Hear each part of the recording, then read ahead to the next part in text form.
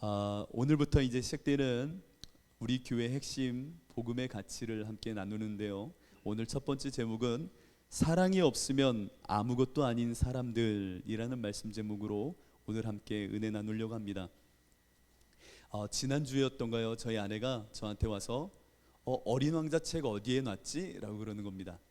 제가 우리 은율이가 어렸을 때 한 초등학교 2학년 때인가요? 1학년 때 제가 사준 책이었는데 갑자기 물어봐서 어딨나 잘 모르겠는데 하면서 함께 찾았던 생각이 납니다. 그 어디 있는지 이렇게 찾으면서 책만 찾은 것이 아니라 문득 제 마음속에 오래전에 이 어린 왕자가 저한테 건네주었던 다음 말이 생각나더라고요.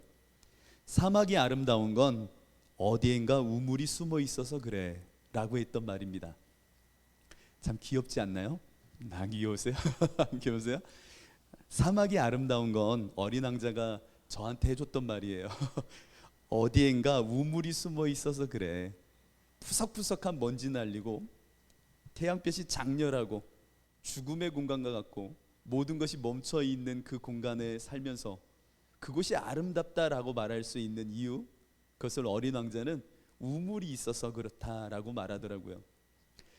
삭막하고 먼지 날리는 상황이 된 것이 오늘날 우리 교회와 성도들의 모습인 것 같습니다. 너무 단정적으로 이야기해서 좀 마음이 무겁기도 하지만 총체적으로 교회는 점점 더 어두워져 가고 교회 안에는 총체적으로 복음이 왜곡되어져 가고 있는 것이 사실입니다. 오늘 정호영 집사님이 말씀하신 것처럼 자기 권리만을 강조하고 그 안에는 주의 임재와 주님이 주시는 생명의 역사를 기대하기보다는 나의 권리, 나의 욕심이 더해져 가다 보니까 삭막해지고 교회 안에는 사람 냄새가 더 물씬 나기 시작한 것 같습니다. 이와 같은 이 교회의 모습이 너무나도 가슴 아프죠. 그래서 교회에 와보면 세상 성공과 처세술, 어떤 사람과 사람의 관계의 기술, 그리고 자기의 소원 성취와 문제 해결을 가르치는 말씀이 마치 복음인 양 우리에게 들려지고 또 그것을 사람들은 너무나도 선호하고 좋아합니다. 진짜 복음의 역사를 우리 사람들에게 적용해 본다면요, 정말 하나님의 복음이 임하였고 주님의 빛이 임한다면 우리의 삶에는 총체적인 왜곡과 어떤 어둠이 아니라 주님의 나라를 위해서 자기를 포기하고 이웃과 하나님을 향하여 나의 모든 것을 드리기 위하여 나를 부인하는 것이 복음이 임했을 때 우리 안에 나타나는 현상입니다. 내가 주거짐 속에 하나님을 사랑하고 이웃을 사랑하고자 하는 내어드림의 모습, 이것이 복음이 임했을 때에 우리들 안에 있는 모습이라고 할 수 있습니다. 성경은요 지속적으로 우리에게 죄를 가르쳐 줍니다. 죄라는 것이 무엇인지, 죄라는 것이 우리 안에 어떠한 모습을 갖고 있는지 성경은 가르치죠. 성경이 말씀하는 죄는 다른 것 아닙니다. 인생들이 자기 주권과 자기 의지와 자기 교만을 드러내려고 하는 이 모든 것을 죄라고 말합니다. 곧 하나님의 자리를 인간들이 찬탈하려고 하고 하나님을 밀어내어 그 자리에 자기를 세운 채 자기가 욕망하는 것들을 이루고 싶고 받아내고 싶은 것을 성경은 죄다라고 말합니다. 우리는요 본래 하나님처럼 살아갈 수 있도록 하나님의 형상으로 만들어진 사람들입니다.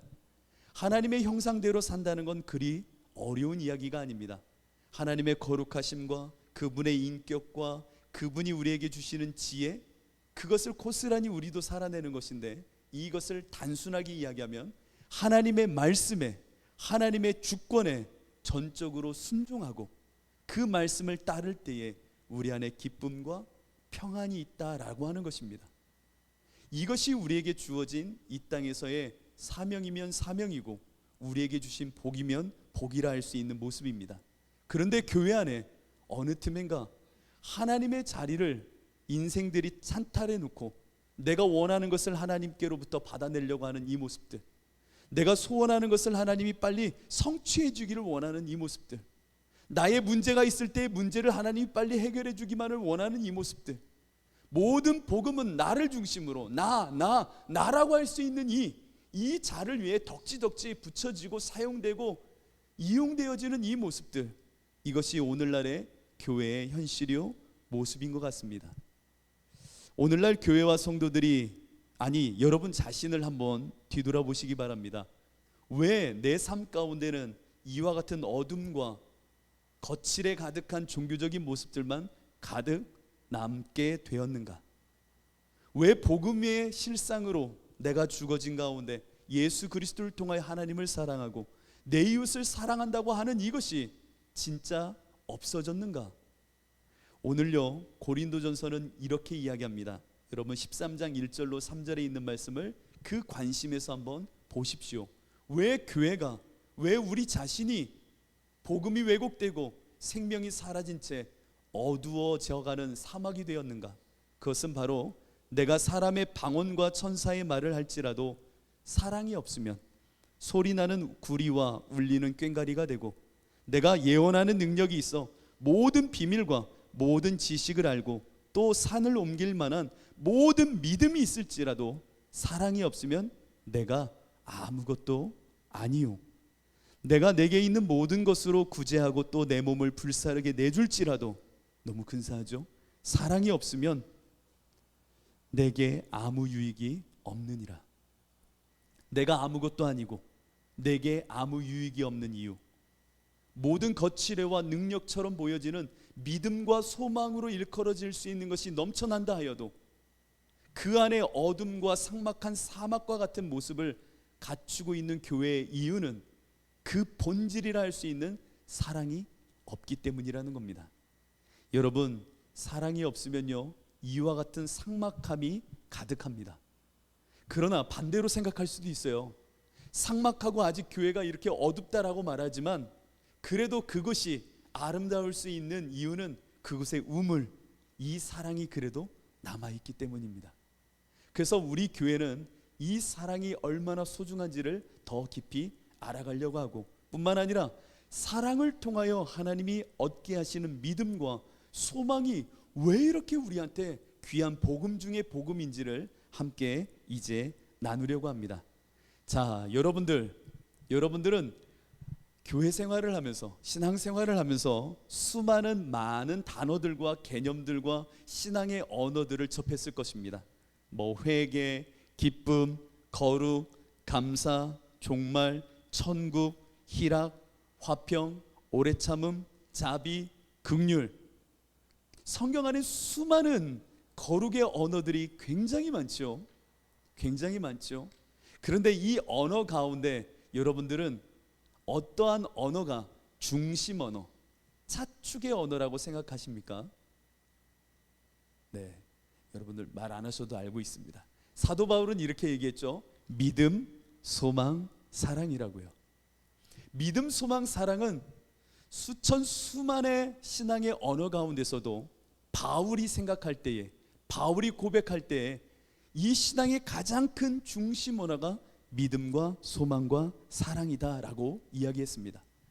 이 중심 언어, 차축의 언어라는 말은요, 시간이 변하고 시간이 급속도로 빨리 진행되어져도 변함없이 있어야 되는 언어가 차축의 언어, 신앙의 중심 언어라고 말하는 것입니다. 믿음, 소망, 사랑. 그러면 여러분들에게 제가 한번 여쭤보겠습니다. 여러분들 믿음, 소망, 사랑 중에 이 정답 생각하고 말하지 마세요. 정답 이미 나와 있다 생각하지 마시고 솔직하게 나의 삶을 뒤돌아보고 지금까지 나의 신앙을 뒤돌아볼 때에 믿음, 소망, 사랑이 나한테 중심 언어였다면 이 중에 가장 최고라고 말할 수 있는, 가장 토대요 근저라고 말할 수 있는 궁극적인 토대는 무엇이라고 솔직하게 고백합니까? 믿음이요? 사랑이요? 소망이요? 웃지만 마시고 속으로 대답하세요. 솔직하게요. 이렇게 얘기하면 막 이렇게 잘 다가오지 않아요. 제가 다소 짓궂은 상황으로 한번 여쭤보겠습니다. 여러분들 교회를 선택해야 되고 목사님을 선택해야 된다고 한번 생각해 보세요. 이미 와 계시지만 어디 가지 마세요. 한번 선택해야 된다고 생각해 보세요. 우리 다음 세대의 목회자를 세운다? 혹은 내가 어느 지역으로 가서 이제 목사님을 선택한다? 너무 짓궂은 질문인가요? 첫 번째 유형의 목사님이 있습니다. 이 목사님 같은 경우는 신유와 은사와 영적인 이적과 기사가 넘쳐나는 믿음 좋은 목사님이 계십니다. 능력과 영적인 그 능력의 어떠함이 가히 사람들이 쫓아갈 수도 없는 정말 믿음 좋다라고 말하는 목사님이 있습니다. 두 번째는 다가오는 미래 사회에 대한 특화된 비전과 뛰어난 기획력, 그리고 미래적인 전망과 행정적 대처 능력, 교회의 체계적 시스템을 갖출 수 있는 소망과 비전의 사람, 이 목사님이 있습니다. 그리고 세 번째, 더 덧붙이기가 어려워요. 그냥 하나님 사랑하고 이웃 사랑하는 사랑의 목사님이 계세요. 자, 어느 교회 가시겠습니까? 목사님 뭐 그렇게 복잡해요? 솔직하게요, 여러분들. 어느 목사님이 더 선호되어집니까? 3번입니다. 3번입니다. 이거 답으로 바로 가면 안 되는데 우리가, 그렇죠? 이게 이렇게 돌아가야죠 좀. 근데 제가 볼 때에는 많은 사람들, 많은 성도들은 우리 교회의 현실 속에서는 1번 목사님을 참 좋아합니다.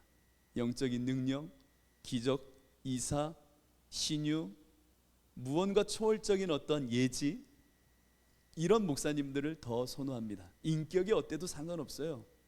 그 사람의 인격보다는 카리스마틱한 믿음의 어떠함, 이것을 참 좋아합니다.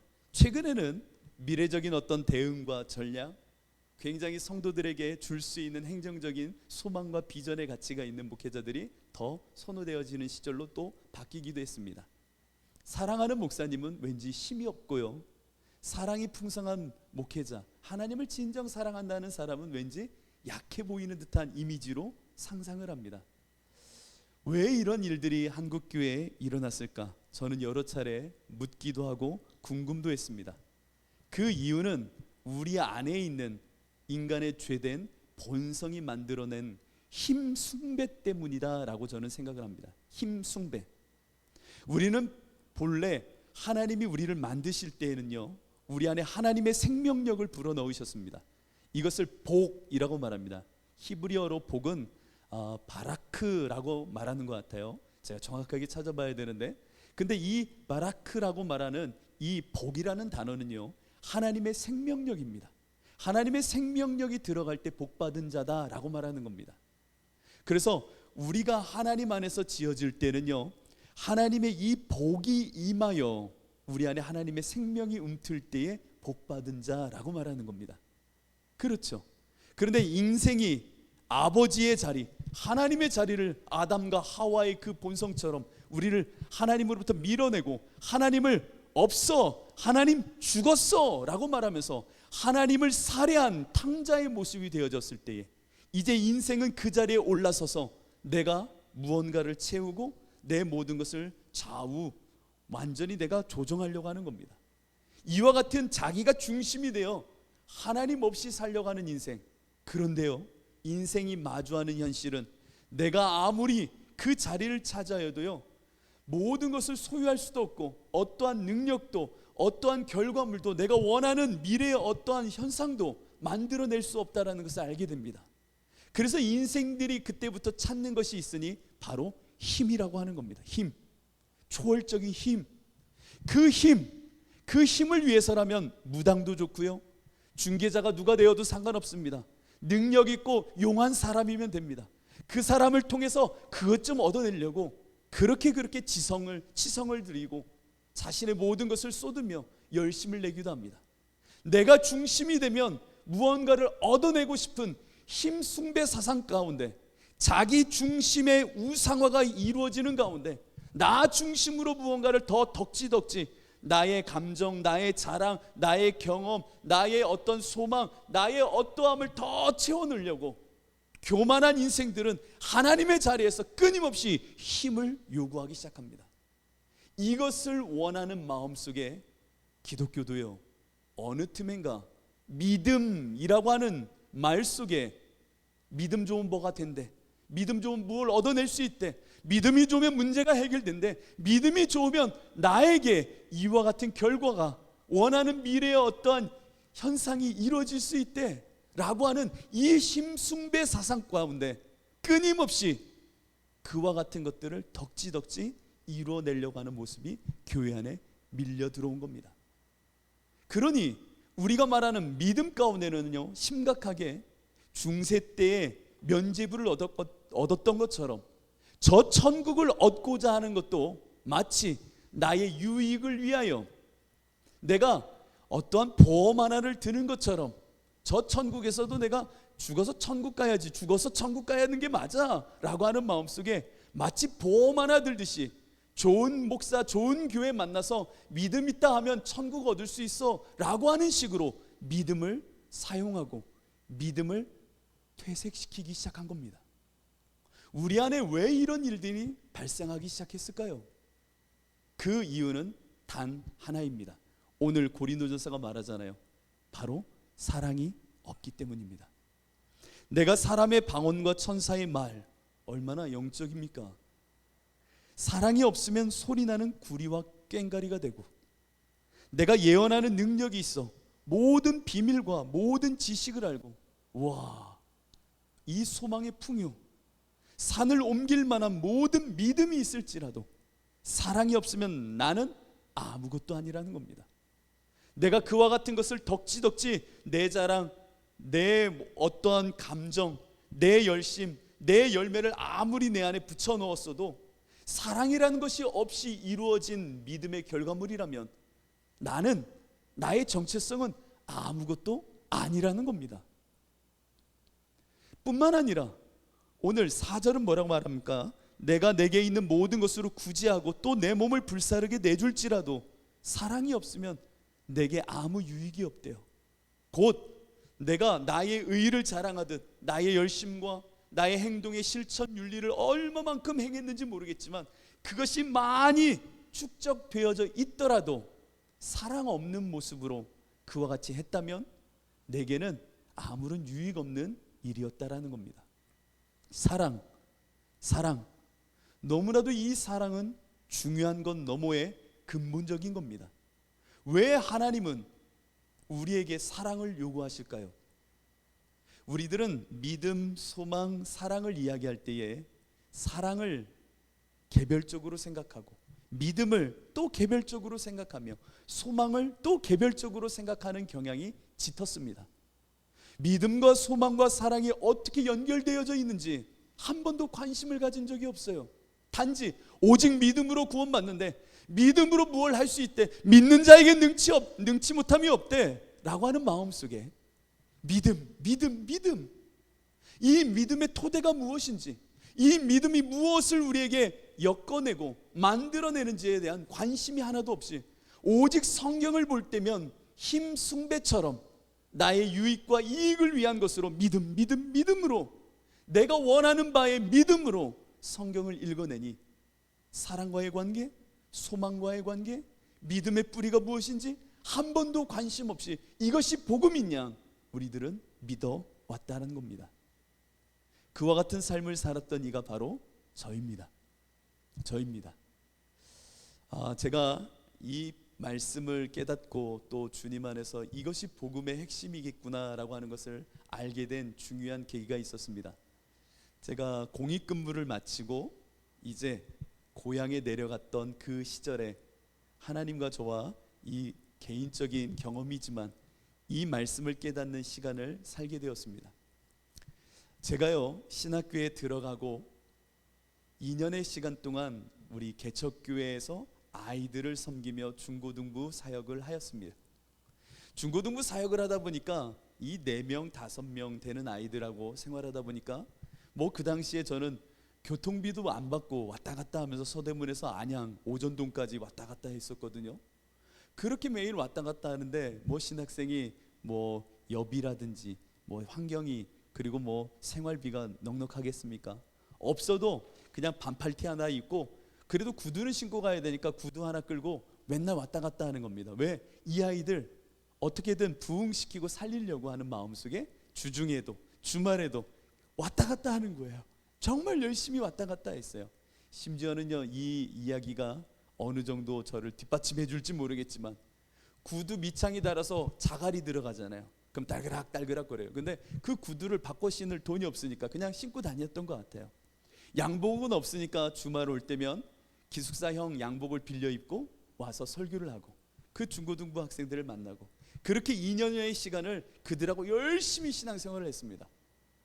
나름 개척교회 어떻게 보면 신학생 아닙니까? 열심히 그들하고 신앙생활을 했어요. 그런데 제 마음속엔 어떠한 마음이 가득했냐면, 내가 이들에게 믿음 있다라고 말하는 그 모습으로 그들을 인도해내고 그들에게 복음을 전한다라고 하는 십자가를 경험케 하면 언젠간 여기도 부흥하겠지. 그래서 지금 4명이지만 여기가 꽉 차겠지. 그래가지고요, 그 아이들에게 용돈이 생기면 떡볶이도 사주고, 열심히 시간을 내서 교회를 가고, 신방을 와달라고 하면 주중에도 그 학교를 찾아가고 했던 겁니다. 그들이 믿음 있어 소망을 얻으면, 이 비전을 크게 가지면 이 교회가 잘 되겠지 라고 하는 마음속에 열심을 냈던 겁니다. 그렇게 2년을 정말 열심히 생활하고 공익근무를 갔을 때의 일이었습니다. 처음으로 모교회에, 이제 오랜 시간을 두고 찾아간 모교회에 제가 예배에 참석하게 된 겁니다. 예배에 참석했는데 노 목사님께서 강대상 앞에서 이렇게 설교를 하고 계시더라고요. 설교를 하고 계시고 저는 맨 뒷쯤에 앉아 있었습니다. 오랜만에 모교회 가니까 좋더라고요. 다 아시는 분이고 할머니 권사님들도 알겠고 참 다 아는 지인들도 있는 가운데 노 목사님이 설교를 하는데요, 갑작스럽게 저 개인적인, 철저히 저의 개인적인 경험입니다. 온통 세상이 어두워지는 겁니다. 갑자기 조명을 끈 것처럼 다 어두워지는 겁니다. 그래서 제가 이거 무슨 일인가? 왜 그러지? 싶어가지고 제가 눈을 다시 한번 이렇게 떴습니다. 그런데 강대상 위에 제가 보여지는 겁니다. 근데 강대상 위에 올라가 있는 제 모습이 어떤 모습이었냐면, 이 지게 있잖아요. 지게를 짊어졌는데 지게 위에는 멍석이 말려져 있는 것을 짊어지고 강대상 저 한쪽 위로 올라오고 있는 겁니다. 그래서 제가 순간적으로 이런 환상이 있나? 그래서 저는 순간 너무나도 두려워서요, 그 겨울녘에 예배실 밖으로 나가서 세수를 했습니다. 내가 요즘 심신이 약한가 보다. 심신이 약한가 보다. 공익근무 간다고 하니까 정신요양시설인데 내가 정신이 어떻게 됐나? 왜 이러지? 라고 하는 마음속에 세수를 하고 조금 쉬었다가 다시 들어갔습니다. 목사님은 설교를 하고 계시더라고요. 뒷자리에 또 앉았죠. 근데 좀 전과 똑같은 모습으로 또 어두워지더니 제가 서 있는 겁니다. 서 있는 제가 갑자기 그 목사님 뒤쪽으로 힘겹게 지게를 지고 기우뚱 하면서 가는 모습이 보여지는 겁니다. 속으로요, 왜 그러지? 나 왜 그러지? 이게 무슨 일이야? 라고 하는 순간 갑자기 제가 퍽 하더니 넘어지는 겁니다. 넘어지는 순간 지게가 넘어지고 저도 넘어지고 멍석이 쫙 펼쳐지기 시작하는 겁니다. 말려있던 멍석인데 갑자기 멍석이 쫙 풀려지는데, 영화적인 어떠한 모습처럼요, 멍석 위로 제가 이렇게 보기 시작하는데 멍석에 제가 가르쳤던 중고등부 학생들이 다 죽어서 시체로 누워 있는 겁니다. 얼마나 가슴이 아프고요, 놀랍고요, 그 순간 두려운지요, 어이구야 하는 마음속에 눈을 꽉 감아버렸습니다. 그리고 예배는 마쳐졌고 다 떠나갔지요. 혼자 불 꺼진 교회 안에 멍하니 앉아 있었습니다. 그리고는 기도하기 시작했습니다. 하나님, 제가 2년 동안요 이 아이들에게 복음을 전한다 하였고 진짜 신발장 다 헐도록 다니면서 복음을 전하고 아이들 관리했는데 얘네가 왜 죽어 있어요? 하나님, 왜 얘네들이 다 죽어 있는 거예요? 라고 하는 외침이 제 안에 확 일어나는 겁니다. 하나님, 얘네들이 왜 다 죽어 있어요? 저 살리려고 한 목회인데 왜 죽어 있어요? 라고 하는데 하나님이 저에게 하셨던 말씀은, 너는 나랑 상거래하는 놈이야 라고 하는 소리가 들려지는 겁니다. 제 마음속에 울려 퍼지는 깨달음의 목소리였어요. 너는 나랑 상거래하는 놈이야 라고 하는 말과 함께 이 사랑 없는 놈아 라고 하는 마음이 제 안에 울려 퍼지며 들리기 시작하는 겁니다.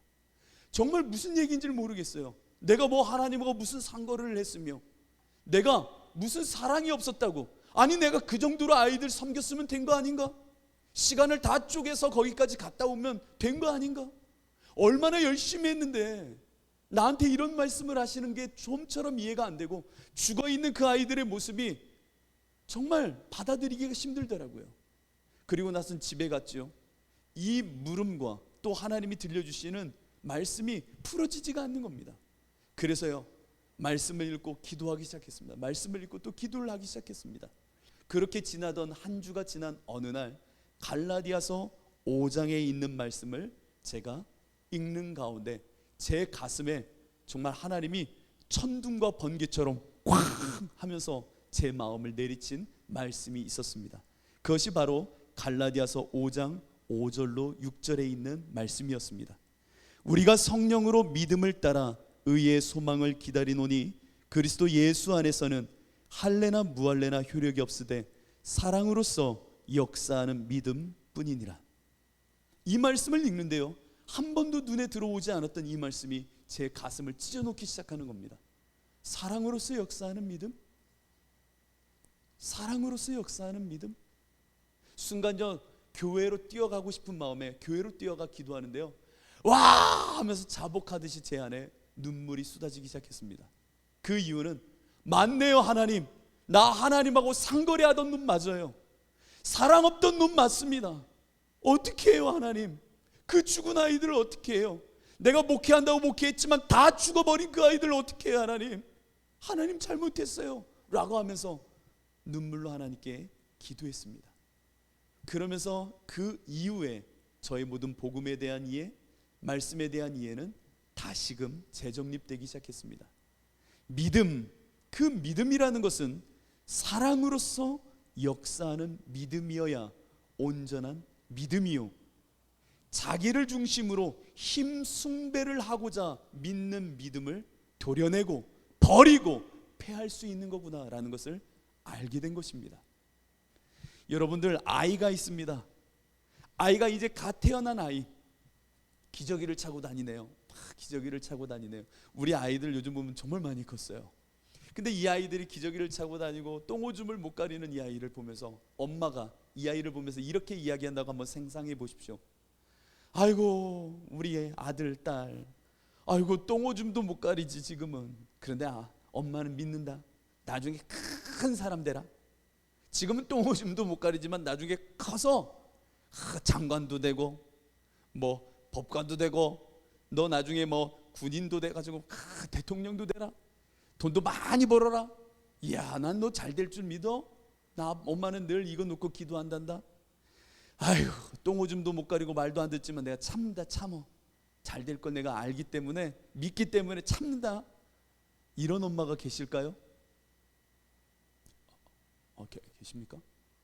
자녀를 키우는데 잘 될 것을 믿기에, 나중에 얘가 효도할 걸 알기에 지금 힘들어도 참고 그 아이를 사랑하는 걸까요? 아닙니다.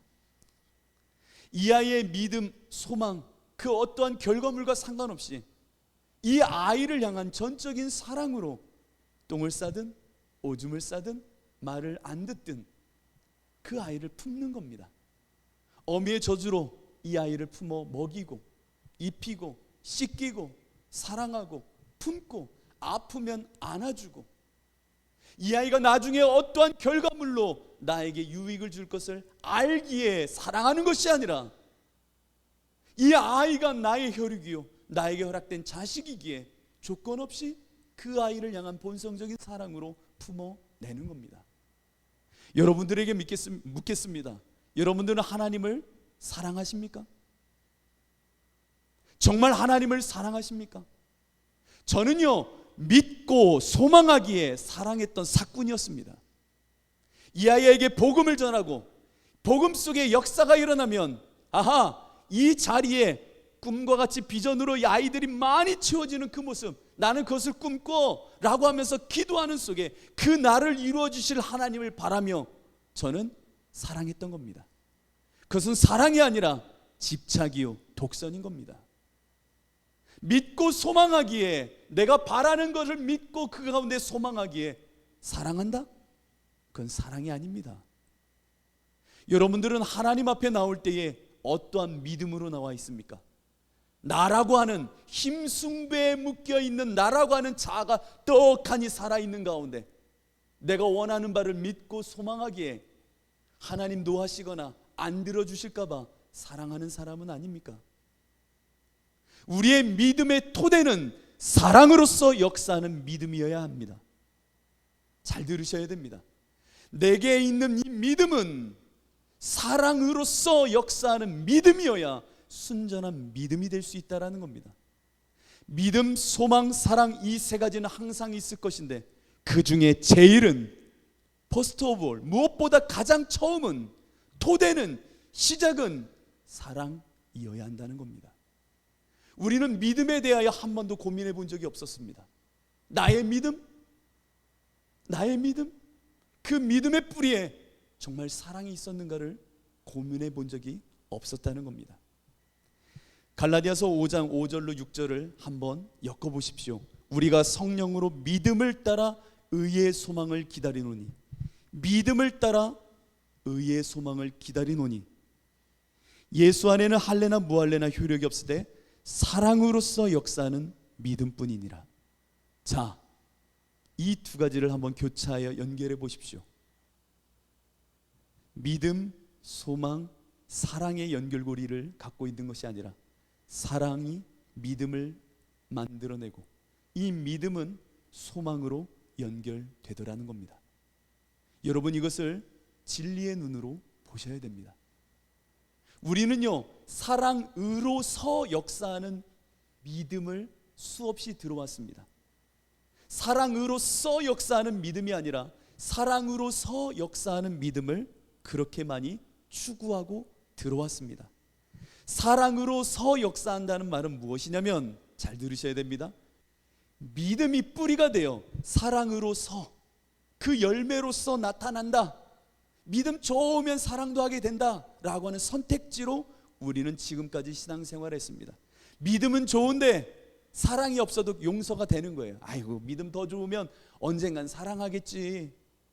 사랑은 언제나 우리에게 옵션과 같이 선택지가 되어졌다는 겁니다. 그러나 오늘 성령은 분명하게 말합니다. 믿음은 사랑으로서, 사랑이 이유와 뿌리와 원인이 되어 그로 인하여 발생되는 것이 믿음이다 라고 분명하게 바울은 이야기하고 있는 겁니다. 여러분들의 믿음 안에는 사랑이 뿌리를 두고 있어야 되는 겁니다. 여러분들, 사랑은요, 간과할 수 없는 소중한 것이요, 믿음을 만들어내는 원동력이 되는 겁니다. 그러면 이 사랑이 무엇인지를 우리가 더 깊이 알아가야 됩니다. 오늘은 이것 하나만 기억했으면 좋겠습니다. 믿음, 소망, 사랑, 그 중에 제일은 사랑이라 하였는데 정말 나는 사랑을 가장 소중하게, 가장 본질로서 생각하고 있는가? 자, 여러분, 마지막으로 하나를 묻고자 합니다. 구원받으려면 무엇이 있어야 됩니까? 구원받으려면 내 안에 무엇이 있어야 돼요? 믿음이 있어야 된다고 말하죠. 사랑이 없으면요, 저는 사랑 없는 믿음은 구원받지 못하는 믿음이라고 말하는 목사이고 이것이 복음이라고 말하는 사람입니다. 그러면 이 사랑이 무엇인지를 우리는 더 말씀을 통하여 깨달아 가야 됩니다. 사랑이 없으면요, 마치 2만여의 부품이 있는 자동차에 엔진이 없는 것과 마찬가지입니다. 사랑은 사이드미러나 사랑은 운전대가 아닙니다. 엔진입니다. 엔진이 없어도 좋고 엔진이 없어도 차의 가치가 있다라고 말한다면 거짓일 것입니다. 교회의 핵심은 엔진, 그것은 사랑입니다. 사랑이 없으면 믿음도, 그로 인한 소망도 거짓입니다. 여러분들은 사랑으로 인하여 있는 사람, 사랑 때문에 모든 것을 유익으로 취할 수 있는 정말 복음의 사람이 되셔야 됩니다. 이제 여러분들 믿음, 소망, 사랑 이 세 가지는 항상 있을 것인데 우리 주사랑교회는 기억하십시오. 사랑으로 역사하는 이 믿음을 우리는 결코 놓치지 않는 복음의 사람들이 되어야 되겠다라고 하는 결단 속에 사랑에 집중해 보시기를 축복합니다. 이 시간 우리 함께 찬양하려고